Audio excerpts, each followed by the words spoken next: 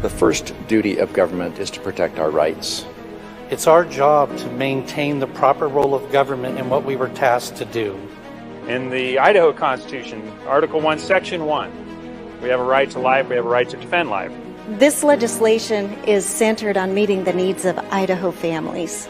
And we have no way to maintain control over the spending of this program, and it will be a disaster for this state long term. But we have a whole gamut of kids whose parents would like to do something for them and they cannot. The courts have long held that our ability to transfer title on real property benefits society as a whole. This is simply about putting it out of reach of young, innocent, vulnerable children and making our libraries and schools a safe place for them to go.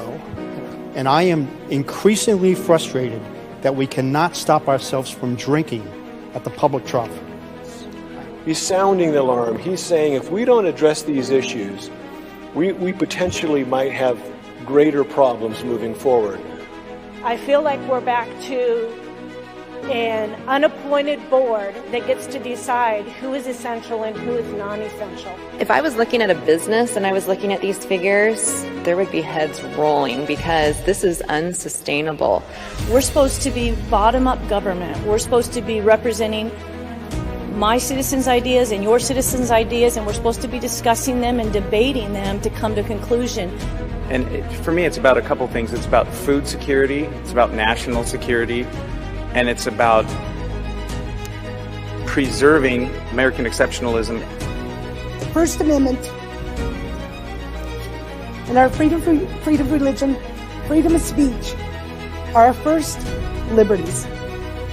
They are so important. We don't have the rest without them.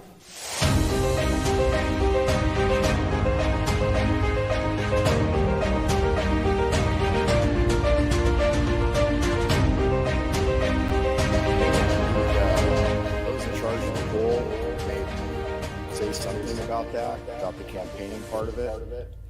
This bill specifically talks about the polling place and electioneering outside that 250 feet. So that's the primary. This is more of a geography thing than anything else. So I think that's addressed in other parts of code, and I think it's addressed by the people that are in charge of the polls. Gentleman 7. Thank you. To debate against the bill. Gentleman has the floor. Thank you, Mr. Speaker. When it comes to politics, passions just fly. And I think that this could very easily, someone dressed in the wrong attire could say, I'm sorry, but you need to be turned away, or an argument could happen. So for that reason, I'll be voting no. Thank you. Is there further debate on the motion? Lady from 2. Would the gentleman yield a question? Gentleman yield to a question. Yes, sir. Yes, ma'am. Gentleman yields. Thank you, Mr. Speaker. Good gentleman. I'm curious about private locations versus public locations. Can you clarify that for me? The gentleman from 1. Mr. Speaker, lady from 2. It's gentleman from 13. Thank you, Mr. Speaker. Point of order. This bill has been in front of my committee 2 years in a row. This question was asked and was addressed in committee this year. So I think that we need to be very careful. Those of us that sit on that committee that know the answer to the question should not be asking questions that we already know the answer to. But the gentleman's free to answer it if he wants to. Thank you. Jump 13. Let's be cautious. Mr. We know the answer. Speaker, if I may. Yeah. I do not know the answer to this question because I just got called on the floor by someone that has a polling location at a private location. And I'm trying to understand the discrepancies between a private versus public. And I'm being told that on private property, you cannot restrict this. So I'm trying to make sure I have that clarified. And I do not know the answer to the question. Good gentleman from 30, whatever. 13. 13. Good gentleman from 1. Sir and ma'am, as far as I know, all of our polling places are on public ground. They're either in public places or whatever. This bill simply pushes electioneering outside of the 250 feet. That's all. I don't know about any conflicts that we have with private property rights on that. We specifically carved out the idea that a polling place or private ground could be used for private purposes in the bill. It doesn't talk about that. It's all on public ground. Thank you, Mr. Speaker. To testify against the bill. Has the floor to debate the bill. Thank you, Mr. Speaker. This is some of my concern about the discrepancy. A lot of times we think of things on what we know and where we poll, but where we go to our voting. But there are many different locations across the state that are on private property. And so churches, there's a lot of churches that are polling locations. I'm not sure what this is going to look like there.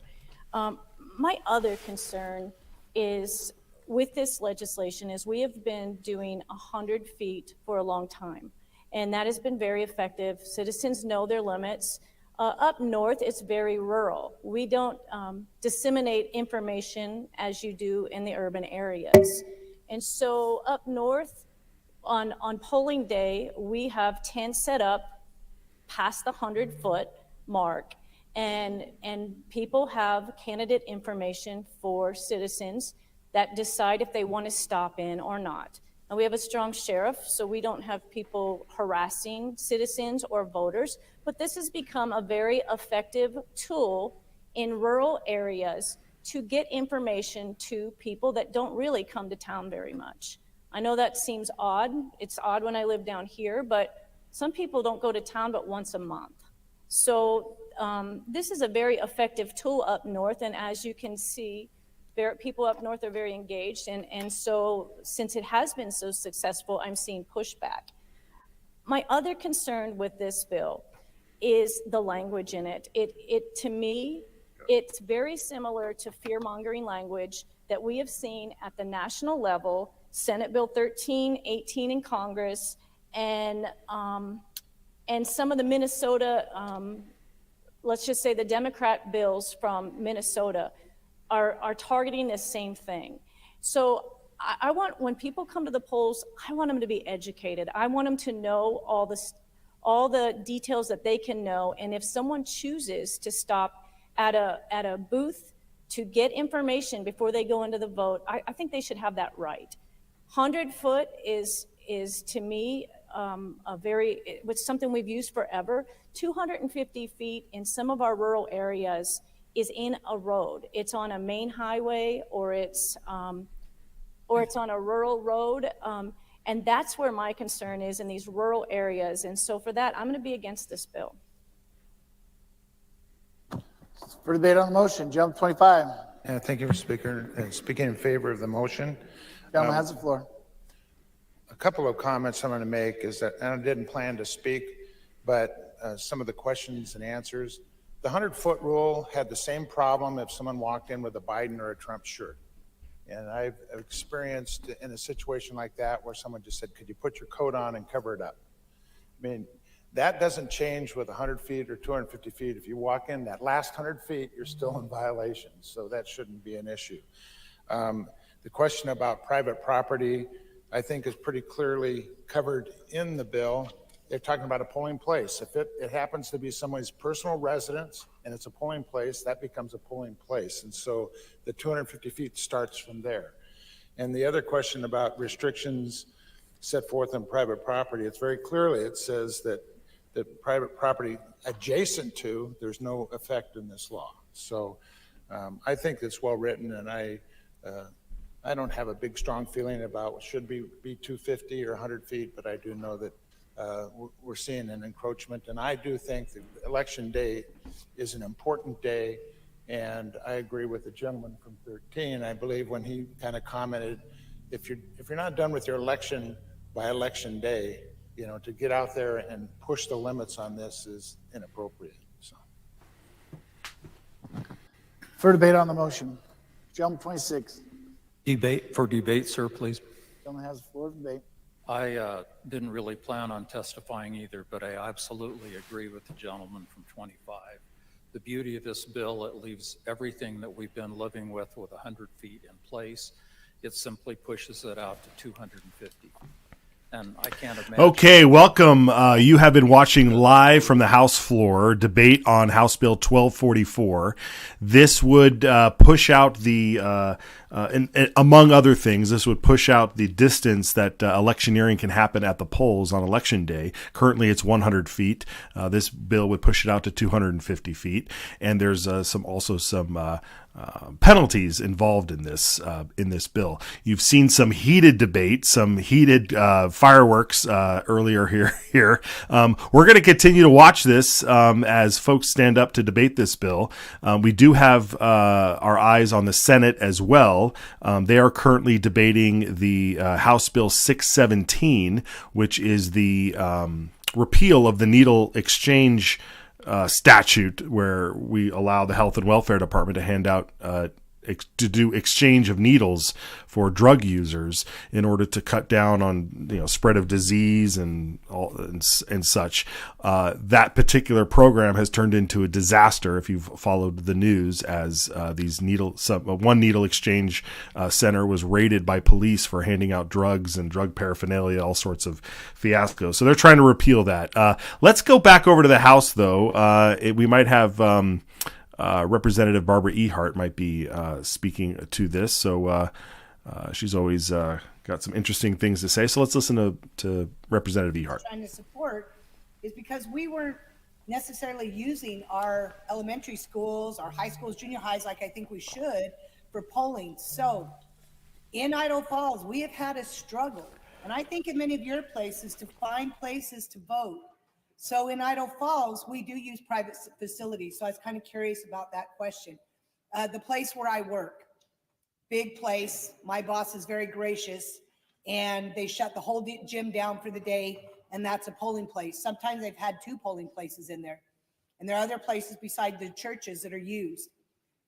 So since we've gotten into that realm, and I guess I do have questions on what that means for private places. I'm not yet decided, but you need to know that private places are used. For debate on the motion, you're late 6. Thank you, Mr. Speaker, to debate the bill. Lady has the floor to debate the bill. Okay, thank you. And I agree with the good lady from 33, what she just said, and others, that there are some private places, particularly churches. But as I read the bill, I think it says any polling place. And if it isn't a church, then it should be 250 feet from the door. Electioneering is electioneering. And I think what this body and the good gentleman from one is trying to say is that we do not want to push people. We do not want to, I mean, not physically, but to say, here's this list of candidates. These are the ones you should vote for, little Mrs. Smith. And we shouldn't do that. There's newspapers, there's emails, there's so many different things that these people have seen when they are coming to the polls. And I agree 100%, because in my district, we poll at, many of our precincts poll at a very large facility, is a fairgrounds. And there has been incidents on both sides of the coin. The folks with the initiative were close. They were, I guess, 100 feet away, but there was a lot of raucous and ruckus and problems going on, and there's passing out of papers, and people are dodging the people. And I just think 250 feet, Mrs. Smith can come up and park away from the riffraff if that's what she thinks it is, and she doesn't have to engage in that. I think that we owe that to our citizens and to our voters. So I would encourage your green light on this bill. For debate on the motion. Hearing none, would the good gentleman from one care to close debate? Yes, sir, you bet. A couple things, just based on the comments. I don't believe that this bill takes anything away from our free speech rights. We all have that option. It just pushes it back 250 feet. A number of people have mentioned that the polling places should be a hallowed place, and I think this bill helps with that. I do believe that 100 feet is a problem. Much the same would be if this room was condensed into about half its size and we all had to sit a lot closer together. There's just a lot more heat in the room, and I think that adds to the issue. So I think pushing people out, that campaigning stuff out to 250 feet, I think it just gives you a little more space. I'm not advocating to push things out for 500 feet or any other distance, although I would say that probably would calm things down even more. But I'm not advocating for that, and nor have anyone else that's worked on this bill. So it was mentioned that the police didn't have an issue with an article that was handed out, but I believe the parking and the accident problem that was pointed out was at 5:30 in the morning. So I doubt that was a polling place issue at that point, and I think it was just a traffic accident in a parking lot. So I stand corrected, and I am graciously, I'm very grateful to our people here in our room to help me. I'm an old guy, and here I am trying to work on the fly, public and private places. But the reality is a polling place is a public place, if just for that moment. And I think the idea that we would take such good care of it and that we would give some space around it, I think is important. We have had many problems in the north part of our state. I'm aware in the county north of me, they've had problems with people standing in the driveway while people wanted to come in and vote. Whether we call that a hassle or a hindrance or anything else, I think most of us would say we like to drive in, vote, and leave. So we've also, another thing that was mentioned is we have small spots sometimes for voting, and I can appreciate that, but a lot of our places that we vote are in church parking lots, and those are pretty big. So are the Grange parking lots, and I know we vote in those as well. So all that said, I'd like to thank the rep from 25 for helping me out a little bit, and I'm really asking for a green light on this one. So I thank you all for your time. Thank you. Thank you, gentlemen. Debate's closed. Question is, shall Senate Bill 1244 pass the House?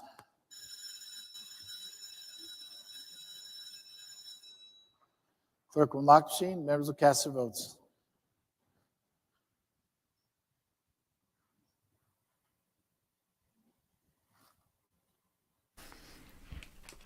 Ooh, a slaughter. Never voted. There it is. I believe the term is a bloodbath. It's a bloodbath. 57-12, one absent on this bill. This passed the. This was a Senate bill. Yeah, this passed the Senate. It just passed the House. It's on its way to the governor. We are going to see electioneering pushed back 250 feet after that healthy debate there. It's interesting. Representative Sauter, he was like, 100 feet is too close. 500 feet might be too far, but 250 feet, that's perfect. That's, although he said maybe more than 250 feet would make it less likely. I'm telling you, folks, the people who are out there to it's free. It's a free speech zone mentality, right? On college campuses, there's a big thing with free speech zones, right? College campuses, public college campuses, you are allowed to, it's your First Amendment right to pass out pamphlets, to talk to people, as long as you're not a big disruption, right?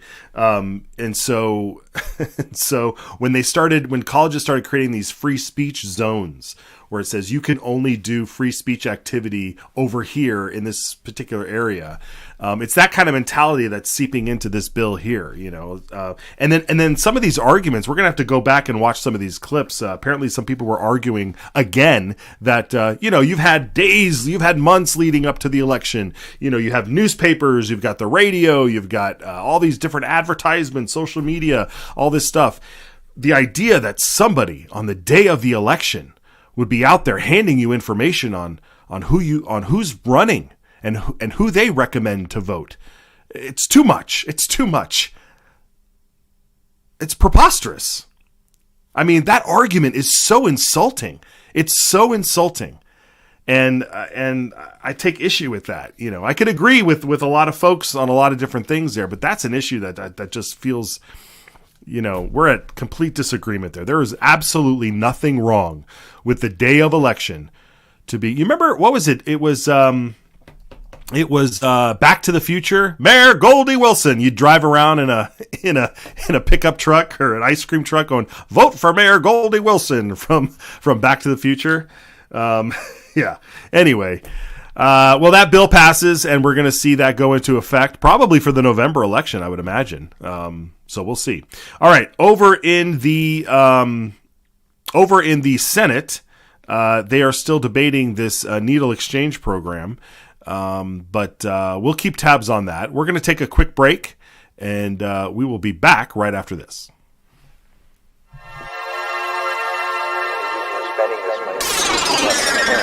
Surplus, which is not a surplus, it's an overcharging of the taxpayers. The dictionary defines a pledge as something that you give as a sign that you'll keep a promise. As Idahoans, that's what we're looking for in our elected leaders. The dictionary defines a pledge as something that you give as a sign that you'll keep a promise. As Idahoans, that's what we're looking for in our elected leaders. A sign that they'll keep their word. Talk is cheap, and so are political promises, hidden agendas, and special interests. This is why we created the Citizens Alliance of Idaho Pledge, affirming the values Idahoans have been living by for over 100 years, inspired by the only two documents everyone has agreed to live by. So when an Idaho legislator signs our pledge, inviting voters to publicly hold them accountable, that's what we call political integrity. The pledge restores trust and honesty between voters and their legislators. It means protecting our shared values and ensuring your voice is heard in Boise. And that is priceless. Thank your legislator for having the political courage to sign the Citizens Alliance of Idaho Pledge. And if they haven't, it's time to ask why.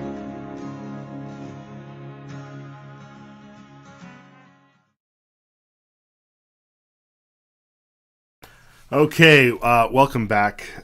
Yesterday, we'll continue to keep tabs on what's happening in the House and Senate. But yesterday, the Senate had a late session, and they were debating House Bill 633. And this was a sort of Medicaid expansion type deal here, where apparently at the federal level, they have agreed to cover postpartum care for new mothers up to 12 months, a full year at the federal level. So in Idaho, they want to, this bill was up here to extend coverage, Medicaid coverage, to postpartum mothers for up to 12 months under Medicaid, and have it be paid for using the federal dollars, which of course, you know, once all that money comes into our state, it feels kind of fungible, and all of it is our tax dollars, regardless of whether it comes from the federal government or whether it comes from the Idaho government. It first comes from our paychecks, from our pockets. And one of the things that was being used in order to get this thing across the line in the Senate was an appeal to our spiritualness, an appeal to Christianity and to the Bible. And Senator Glenita Zeiderveld stood up and kind of took issue a little bit with that. So let's listen to some of the debate on House Bill 633. This is postpartum Medicaid coverage. This would extend postpartum care under Medicaid to 12 months. I believe currently it might be 2 to 3 months. But this would take it on for a full year under Medicaid.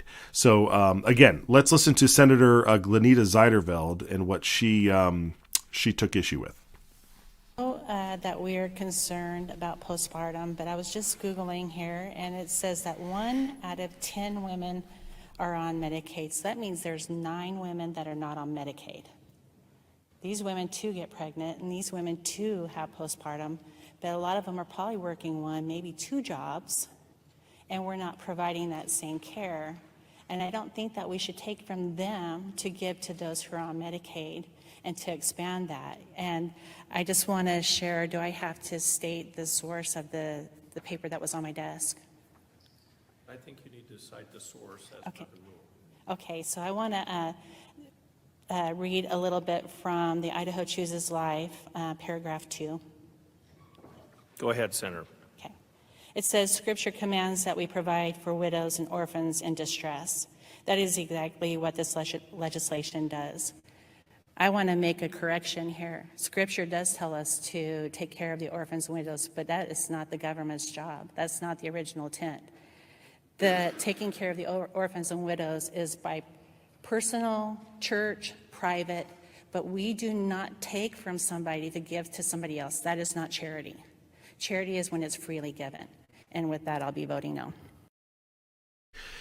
Yeah, interesting how people, when they want to spend your other people's money on these social expansion of government and social welfare programs, they have no problem going right to the Bible and quoting and using that as some sort of justification, when all we keep hearing is separation of church and state, separation of church and state. And there's a disconnect here. There's a disconnect, and people don't seem to figure out that it, it's somebody who is religious or spiritual or a believer who's in these positions understands the proper role of government is not to take from other people and disperse it. It's to protect our rights. It's to protect our God-given rights. Okay. And Glenita Zeiderveld spelled it out correctly there of what it's going to take, what it should take. We talked about this yesterday. There are mutual aid societies. Our country used to have mutual aid societies that would help each other. The churches were much more heavily involved in these orphans and widows type of charitable issues, and we've gotten away from that. And we need to be admonished for it. Absolutely. But it's certainly not the role of government in this situation. Senator Scott Herndon also addressed this issue and then moved the debate forward as well against this expansion. So let's listen to Senator Scott Herndon. To debate the bill, Mr. President. Senator Herndon, you have the floor. I just want to say on the letter from Idaho Chooses Life, Scripture commands that we provide for widows and orphans in distress. But we can't assume that all the mothers that are going to be covered.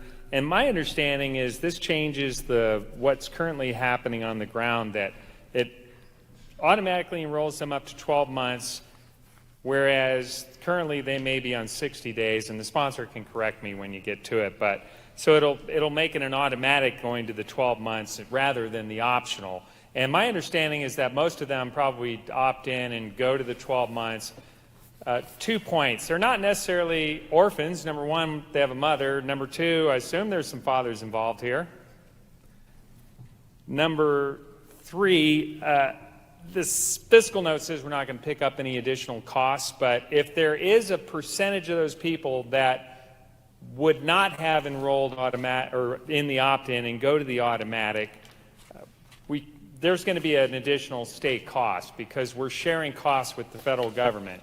So I don't know that the fiscal impact of this is truly zero. I do know that there are private marketplace options, and we can assume that some of these mothers would seek a private marketplace insurance option or some other medical option, and that we're now offering them a federal option automatically. And that, of course, comes at the cost of all of Idaho's taxpayers because we're all paying federal income tax. And, of course, we still continue to have that ongoing debt problem that most federal expenditures, and I know we've said it before, but we have to be fair and point out that the cost of the national debt this year in interest alone is greater than the entire United States defense budget. I think theoretically we can all guess that this is not a sustainable financial model for the federal government. And every time we do this, this situation is implicated, and I don't know how long our leash is. Who knows? We are teetering. But let's just keep expanding government. Let's just keep going. The writing's on the wall there. Okay. Senator Brian Lenny stood up as well on this bill, and he gave a short statement. So let's listen to Senator Lenny's remarks. Piggybacking off Senator One, looking at this fiscal note, it is a problem. And similar to other bills we've talked about, it kind of, to me, implies that federal money is free, or it's monopoly money, or that it doesn't count. But we have to remember that Medicaid costs went from $2.5 billion in fiscal year 19 before Medicaid expansion to $4.7 billion in our current year, fiscal year 24, nearly double. And 90% of this is federally funded. Like, again, I mentioned earlier, federal debt has increased around $12 trillion since fiscal year 20. That's just 4 years ago, $12 trillion the year Idaho expanded Medicaid, and this is just another part of the problem that's going to continue to grow that federal debt balloon until one day it pops, and it's bills like this that are going to make it happen. Yeah, incredible. The states should be leading on this. The states should be leading on trying to rein in spending. And we get directly affected by these things. And, we saw yesterday, we were talking about how, and for some reason, this triggered a lot of folks over on X when I posted about it. But this SNAP program, this food stamp program, where they would give EBT cards to students on summer vacation from school. Let me see if I can rephrase this correctly, because it's not that I understand. I comprehend. I'm able to understand the words that are coming out of the people's mouths when they say, that children are hungry and mothers are, postpartum mothers, and I know I'm going to be called heartless and callous for saying this, but this is not the proper role of government. The proper role of government is not to take all of everybody's money and just disperse it. That's socialism. That is not the proper role of government. Do I want to help? Yes. Do I personally help? Yes. But there are plenty of other avenues to help. I refer back to the Davy Crockett speech. Not ours to take or ours to give, whatever, or not ours to give, whatever it was. Where he argued against a small portion to $20,000 to be given to a widow of a fallen military soldier during the Civil War. And he said it's not the role of government to take everybody's money and just hand it off out of because we're up here legislating from the heart. If we really want to act from the heart, why doesn't every member of this body donate a week's pay to that widow? You'd raise a heck of a lot more money than the money that we would take from the taxpayer. So get to work, folks. Get to work. Next clip, Senator Tammy Nichols, I believe. Let's listen to Senator Tammy Nichols on this issue. Thank you. So as I'm looking at this bill, it dawns on me that just last year, we saved Idahoans millions of dollars by removing ineligible people from the Medicaid rolls. And so now we're going to add more people back on. They don't have a choice in the matter, and it's going to cost taxpayers more money. So to me, this is not a fiscally conservative approach to tackling the budget that is continuing to increase, as it was just stated, over a shorter period of time by millions of dollars. This also expands government, and as we continue to grow government, there's more strings attached and there's more dollars that continue to go to it. And this is not free money. This is money that is paid for by the taxpayers. And so now we're going to take a program that's meant to help people, which is great, but it's supposed to be a temporary program. And now we're going to force them to be part of it for a longer period of time than what they may need to be. To me, this is expanding the welfare state, and it's continuing to put people into the mindset that welfare is a lifestyle instead of just a temporary solution. And so I have a lot of concerns with the cost involved. I have a lot of concerns with what message this is sending, and I have a lot of concerns on what this does to the taxpayers of Idaho. And so I'm not going to be supporting this bill.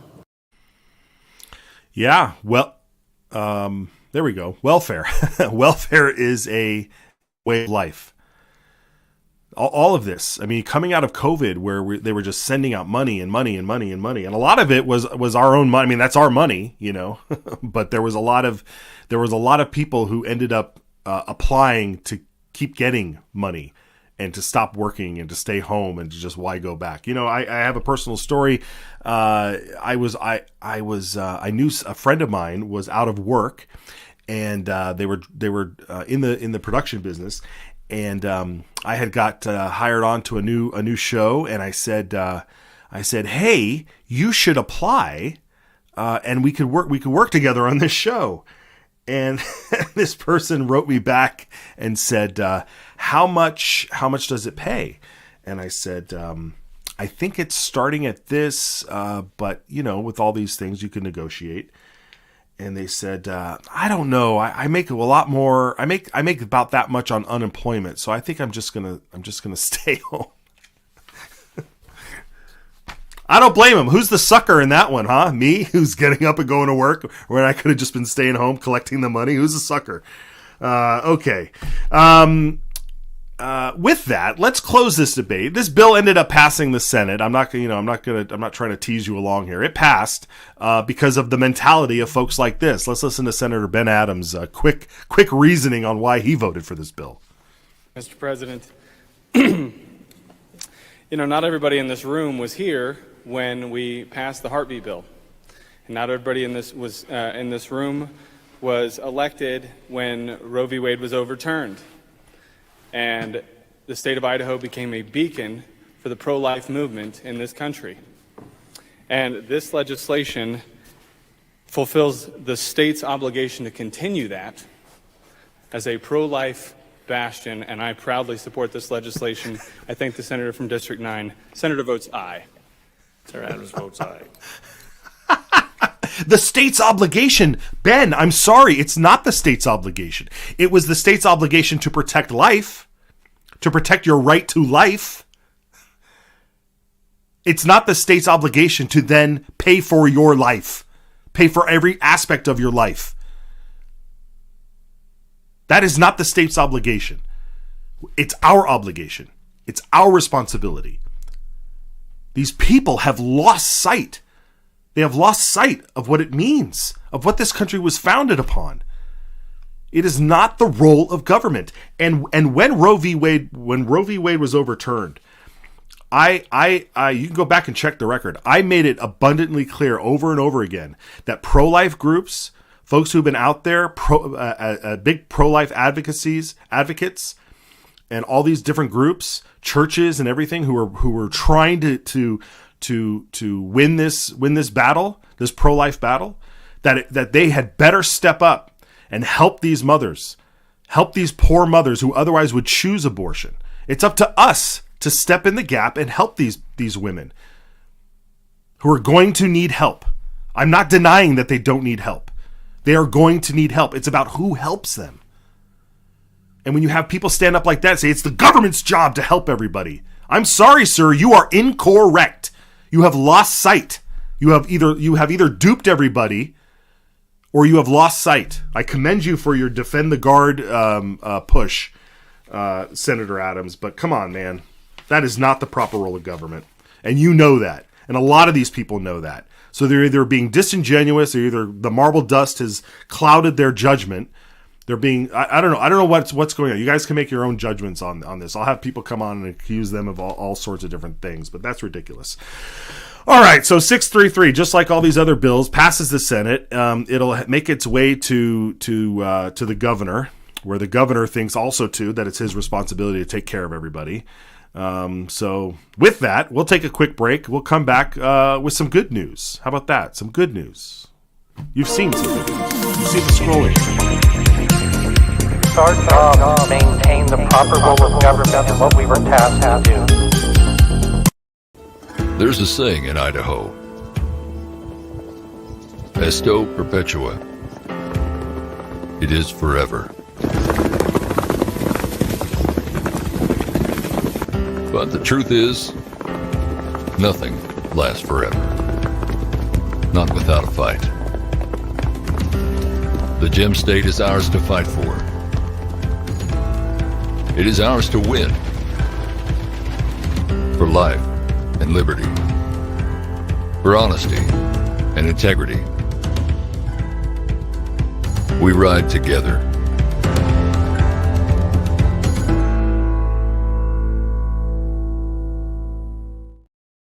Okay, welcome back, folks. Matt Edwards here. Idaho Signal has been on the air for the better part of 40 minutes now, 41, heading into the 41st minute. We are on episode 52, I think, 54. I don't know where we are, but we crossed the 50 mark, and that's pretty exciting. I don't know how to make the balloons happen. How do you make the balloons happen on this thing? I don't know. That was something like that. Whatever. Anyway, we've been obviously following the events of the House and the Senate. The Senate has adjourned. The House has moved on to appropriations bills. That's where they debate and vote on how best to spend your money. Representative Dale Hawkins, we put a call out to him. Unfortunately, the House is still in session, so I doubt he will leave the floor to join us. But hopefully, we can get him. If it does happen within the next few minutes, the adjournment, he might be able to join us. But there's Representative Wendy Horman, the co-chair of JFAC, who won a victory with Senator Scott Grow in getting the budget reform process changed in Idaho. It could sweep the nation, folks. It was a really big deal. It's a big win, big victory. And now they are breaking down these budgets and going through them. And we're going to have some losses on where we think some of these budgets go. We're going to have some wins and stuff. There's some battles ahead. But at least we've gotten over the big hurdle here. And that's some good news. Okay. This morning in the Senate State Affairs Committee, Senate State Affairs Committee, they finally heard the library bill. 710, House Bill 710 was up. To go back to the beginning, you kind of know where if you've been following the show, you've been following the events, you know how we've got here. But Representative Jaron Crane presented a bill at the beginning of the year to deal with this pornography stuff in the library. It was on its way to get passed in the House when they pulled it back because there was a bill in the Senate that was happening, and that bill in the Senate was moving forward, and then they stopped, and then they got together and came up with this watered-down version over in the Senate, and as it was making its way into the Senate floor, it died, which meant that the original bill in the House would have to come back, and it did as House Bill 710. History of the library bill, and it started way beyond before that. But that's what happened in this year's chapter of the story. And so now it finally had a hearing today in the Senate State Affairs Committee. We could play you clips about what the bill does, who's for it, who's against it, but there were two interesting characters that showed up to testify in favor and against. And we get to cherry pick what we want to show on this show. So we're going to do that. So first up was somebody who opposed the bill. And they opposed a lot of other things too. And it's interesting how the conversation went here. So let's play a few minutes of this gentleman who showed up this morning in the Senate State Affairs Committee. Introduce yourself for the record and correct me. So, my name is Eric Gironda.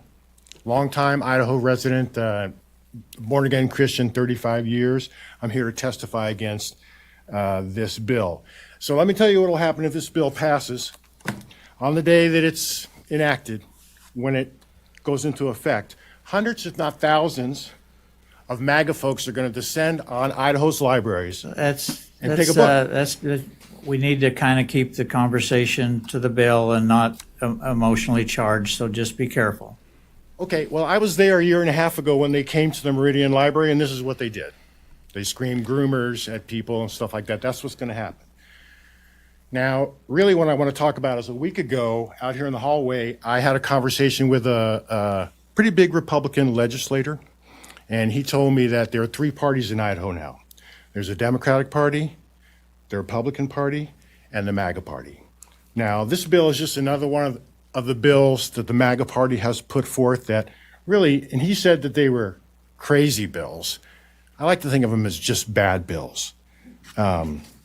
What happens is they either put hoops in front of people, institutions like Idaho institutions like libraries or schools, they make them go through hoops to do their job. Or they take away freedoms from regular Idahoans, like me and like other Idahoans. And so I kind of want to talk to the real Republican, Idaho Republican legislators. Let's keep politics out of it, sir. I'm not going to allow any more of that. Let's speak to the bill. I am speaking about the bill. Well, you're speaking about a lot of politics, and I'm just, as the chair, I'm not going to allow it. So if you want to speak to the bill, let's do that. Okay. I think this is a bad bill. I think it's a dirty bill. There's a lot of dirty money pouring into Idaho. No, you're out of order. You're out of order. Please, I'm going to conclude your testimony and go to Jessica Dorr. Read Slaughterhouse 5, folks. Read Slaughterhouse 5. Kirk Vonnegut. You gotta love that guy. He wears it on his sleeve, you know. And here's the thing. You know, I completely disagree with a lot of what he said, though. But I agree with his right to say those things, and I kind of take issue a little bit with him, you know, being told to not talk about other things unrelated to the bill. I mean, this isn't the city council. You see that kind of stuff usually happen at city council meetings and stuff. But nonetheless, if you're going to show up and be productive, let's talk about the bill. Let's try and make an argument to get the bill, you know, for or against. That's what these that's what this public hearings are about. If you want to start a show or a social media channel where you tell people to read, you read Slaughterhouse 5, go right ahead. Maybe I'll subscribe as entertainment. Okay. In contrast, which I could have just shown this next clip here's how it's done. Let's go to Grace. She is from the Idaho Family Policy Center, our good friends over there. And she testified on behalf of this bill. So let's watch her 2 minutes. Introduce yourself for the record. The time's yours. Right. Mr. Chairman, members of the committee, my name is Grace Howitt, and I serve as a policy assistant for Idaho Family Policy Center. We fully support House Bill 710, which utilizes model language drafted last year by IFPC to address this issue. We're grateful that the sponsors have brought this bill forward. As we all know, children's access to school and library pornography is a widespread issue across the Gem State. In fact, when IFPC scoured public school and community library catalogs across Idaho last February, we found obscene titles were made available to children in more than 50 libraries throughout nearly 30 communities across the state. Obscene materials hinder the moral development of our youth and contribute to juvenile crime. For these reasons, in a landmark 2003 decision, the U.S. Supreme Court affirmed that states like Idaho have a legitimate and compelling interest in protecting young library users from harmful materials. According to our statewide public opinion polling, nearly 74% of likely Idaho voters believe that schools and community libraries should keep obscene materials away from our minor children. In fact, Mr. Chairman, I would like to present this petition signed by 2,221 Idahoans from every corner of our great state, calling on the state legislature and Governor Brad Little to restrict children's access to obscene materials in taxpayer-funded schools and libraries. House Bill 710 accomplishes this goal, and for that reason, Idaho Family Policy Center is excited to support it. I'm happy to answer any questions you may have, and Mr. Chairman, if you are willing, I have these petitions for you. And when you finish, you can hand over to the page, but it looks like Senator Burnt has a question. Okay, very well put there from Grace at the Idaho Family Policy Center. I regret to inform you that public testimony is over for this bill, and the bill is still sitting in committee. But But the reason for that is that the committee had to run to the Senate floor to start their business. So they will reconvene, I believe, and hear the rest of this bill. We have some of that explanation here from Senator Guthrie, so let's listen to that. Continue this at the call of the chair, at which point we will allow Senator Carlson to close, and then we'll allow the committee for discussion and potential motions or path forward. And if I don't see an objection from the committee, that's how we'll proceed. I think to adequately vet this in the committee discussion part of it, we need that extra time, and we have to be on the floor at 10, and obviously we're probably going to be a little tardy for that. Committee, is there any comments or objections to that? Senator Winder. Okay, great. There we go. So they'll bring it back and they'll have their discussion. They'll have their debate and see what happens with this bill. It's still up in the air. I mean, this is the State Affairs Committee in the Senate side, which is less conservative than the State Affairs Committee on the House side. So we will see where this lands, and we'll keep you abreast. In the meantime, that certainly doesn't mean you can't call these committee members or email them. Go to emailidaho.com. You can find that committee there and email them all at once. We've had graphics and numbers up for this committee, so you can certainly contact them as they take their break to mull over the testimony and hopefully hear from you folks out there. So continue on with that fight. All right, folks, we have a couple of things left before we wrap out the show. I had my communication with my team here. Where did it go? We just completely lost it. Okay. And that's incredible. 2,000 signatures. They got 2,000 signatures on that. That's great. Okay, there was a clip we wanted to show yesterday. Senator Scott Herndon was presenting the bill that addressed that Supreme Court issue with the Second Amendment, where wearing firearms on public property, even when there's an event happening, like a farmer's market or something like that, that this bill would still would still protect your right to bear arms as you walk through the public property. And so he was in front of the State Affairs Committee, I think, as well. But no, he was in front of the House. He was on that. The bill had crossed over, so it was on the House side. So he was presenting it there. And our ever favorite, our team calls him the Pitchman Gannon, who loves to pitch stories. He had a scenario that he painted for Senator Herndon, and we thought it was worth the few minutes to listen to this, especially because of how Senator Herndon answers the question. Thank you, Mr. Chairman. So, Mr. Chairman and Senator Herndon, we're at a picnic table, and a woman who has been a victim of domestic violence in the past, the protection order has expired, and the perpetrator or the person that caused her grief in the past comes up and sits at the table with his loaded gun. Is that going to be legal? Senator Herndon. Mr. Chairman, Representative Gannon, the scenario you described would not be impacted by Senate Bill 1374. Senate Bill 1374 would not be the law that speaks to that scenario. I assume it would be the law that speaks to protection orders. Follow up? Yeah, thank you, Mr. Chairman. So, Senator Herndon, if the protection order had expired, and because they go for maybe a year, maybe 2 years, or the protection order had expired, it would be lawful for that gentleman to come up and sit at the picnic table with a loaded gun. Correct? Senator Herndon. Mr. Chairman, I'm not super familiar with the law around protection orders and what happens after a protection order expires. However, if that's lawful for him to do today in the park across the street, then that would be lawful under Senate Bill 1374.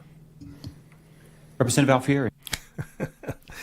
God bless Senator Gannon. You know, I was when I was down there. I'm sorry, Representative Gannon. When I was down in Boise last week, I commented to a representative who sits on a committee with Representative Gannon. I said it's great to be here in person and watch everybody and to meet some folks that I haven't been able to meet yet in person. But I got to say, isn't it great, Representative Gannon on these committees, because as sometimes as ridiculous sounding as his arguments come across, or the way that he presents them is rather amusing. It's great to have those things thrown at you, because it sharpens your argument. You want to know what the other side is thinking. We've debated on this show whether we should just highlight what's going on in the press and look over their headlines and just to see what they're talking about and what they're arguing about. But I don't want to go down that road. We can get distracted that way. But what he said to me when I mentioned that about Gannon was, "Hey man, you can't hit the ball if nobody pitches to you." And I'm a sucker for good baseball references, so we thank Representative Gannon out there, and he's a nice guy.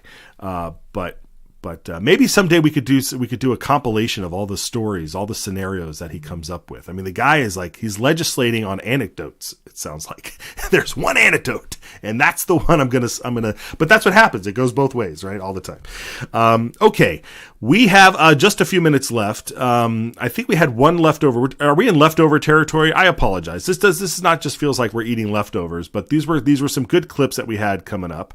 There are some questions out there. There was some legislation about there's a bill that Senator Herndon again brought on library trustee terms. Currently, when we elect our library trustees, they are elected to 6-year terms, which is kind of unusual when you think of terms in other offices being either 2 years or 4 years. This is 6 years. So if you have somebody who's elected, and they're staggered as well. So if you have people in there elected for 6 years, that's a healthy time in office to really structure the ways a department would run. And libraries, as we are noticing these days, are extremely important. They're getting even more important. And so Senator Herndon had a fix for the length of the terms. And here he is closing the debate on this bill that he was presenting before the House.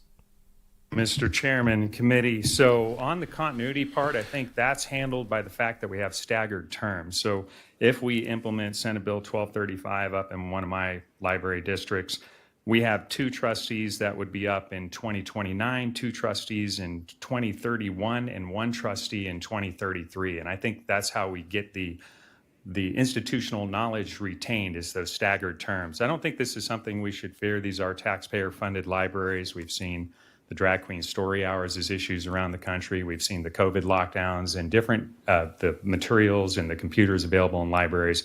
It's the democratic electoral process that allows voters to weigh in on that which they are funding. And with that, I ask for your support to send this bill to the floor with the do pass recommendation.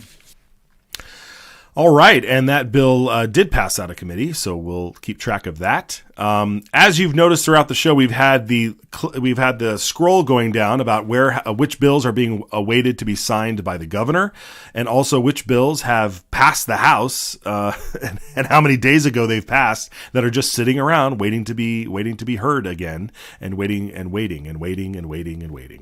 So make sure you scroll back in the DVR here and see and catch up on that. I want to leave you today with something that we wanted to leave you with yesterday. So I'm just going to kick it over to Senator Brian Lenity. He posted this on his X account, and we think it's worth paying attention to. And so with that, we'll let Senator Brian Lenny close out the show, and we'll see you tomorrow. Hey, it's Brian Lenny here, Nampa, Idaho's senator, one of Nampa, Idaho's senators. I'm sitting here hanging out with the chickens. See, there's some of the chickens. And I was thinking about how unfortunate it is that Idaho has so many liberal Republicans. You know, we're in a Republican-controlled state, from the executive branch to the House to the Senate. It's run by Republicans, yet we keep running into roadblocks as far as getting really conservative legislation passed. So, for example, I have a bill, just a few examples here, and this is kind of what the state of the state is with Idaho. I have a bill, Senate Bill 1357, that would completely abolish DEI, that's diversity, equity, and inclusion bureaucracies, in Idaho higher education. can't even get a hearing on it. Didn't get voted down. I can't even get a hearing on it in a Republican state. While there's other states like Oklahoma, Florida, that are Utah, that are dismantling diversity, equity, and inclusion. I had another bill that died in committee that passed the House overwhelmingly. So this was a bill to limit the power of Idaho's public health districts. Now, these are the ones responsible for the lockdowns, the mask mandates, the social distancing, snipers on roofs, closing public meetings, arresting moms in parks. They were the ones who gave all these health edicts. And I had a very simple bill that just gave them a layer of accountability and says the public health districts cannot do whatever they want, literally whatever they want. That died in committee. We had Republicans voting against that because they think public health districts should have no limits on their power. So that was unfortunate. I have another bill that's making its way through, but it did meet some resistance in a Republican-controlled committee on the Senate side again to prohibit universal basic income. Now, this is something pushed by the UN and World Economic Forum and really far-left socialist-type groups to pay people, kind of like they did in COVID, just pay people to stay home for no reason. There's no requirements. They just give them money in the name of equality. So that met a roadblock. Hopefully we'll be able to get that through. I have another mask bill, House Bill 493. Again, made it through the House overwhelmingly, and it got to the Senate, and they won't even get a hearing. And they won't even give it a hearing. And this is a bill to prohibit mask mandates. There's one of the cluckers right there. It's a bill to prohibit mask mandates in Idaho as far as government agencies instituting mask mandates. Did that make it through? Not only it made it through the House, I presented it in committee and it passed the House floor overwhelmingly, can't even get a hearing in the Senate. So these are a few examples. There's more. I could sit here for an hour and tell you about different bills that passed and didn't pass, but that's what we're up against, and that's why we need to elect more conservatives in May of this year. So get out there and vote. Put a big red circle on May 21st, 2004 on your calendar, because that's when the Republican primary is, and that's where you get to choose what type of Republican you have in office, representing you in the Senate and the House. Do you want a liberal Republican, a statist Republican? Do you want conservative, liberty-minded Republicans? You get to vote May 21st. So go circle your calendar and vote conservative, vote for liberty candidates. I'm going to go put my chickens away. Thanks for watching. This bill, I think, it puts a stake in the ground that says we have a sovereign right to protect what's ours.